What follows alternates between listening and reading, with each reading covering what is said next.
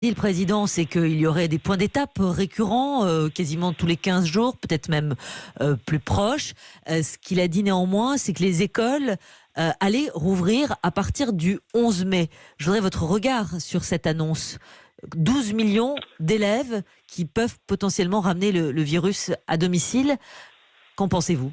Alors déjà, on sait que la France a fait une première erreur puisqu'elle a tardé à arrêter les écoles. Tout médecin généraliste sait que l'épidémie de grippe se calme lorsque les vacances scolaires arrivent.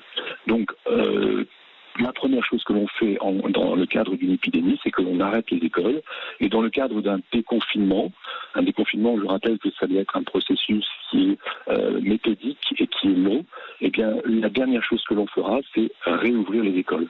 Alors pour ce qui est de la Chine a décidé, elle, d'ouvrir les écoles d'ici la fin du mois d'avril pour les classes qui passent des examens, donc la troisième et le bac.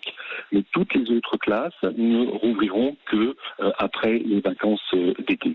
Donc vous nous dites que c'est un risque immense qu'on peut faire courir au pays, à l'ensemble du pays, à la population, en rouvrant les écoles à compter du 11 mai ?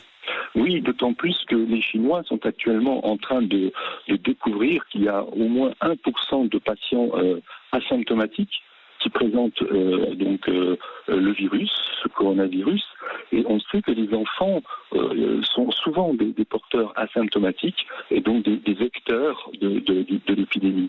Donc en effet, on prend un énorme risque en remettant en route les écoles. Et en tout cas, lorsque les Chinois le feront, ce sera associé à des protocoles sanitaires extrêmement stricts. Les enfants ne peuvent pas être l'un à côté de l'autre. Il y a contrôle de la température, lavage des mains, certificat de bonne santé, toute cette procédure que l'on applique actuellement en Chine dans le cadre du déconfinement. À l'inverse des précédentes interventions,